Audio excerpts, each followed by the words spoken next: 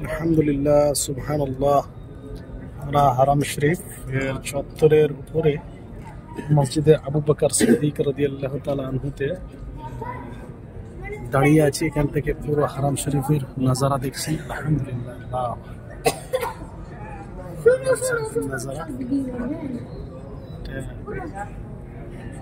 আল্লাহ তাবারক ওয়া তাআলার লাখ লাখ শুকরিয়া যে আল্লাহ তাবারক ওয়া তাআলা আমাদেরকে পবিত্রময় জায়গার আল্লাহ জিয়ারত করার তৌফিক নিয়ামত করেছেন। আল্লাহর কোটি কোটি লাখ লাখ শুকরিয়া। মসজিদ আবু বকর সিদ্দিক রাদিয়াল্লাহু তাআলা।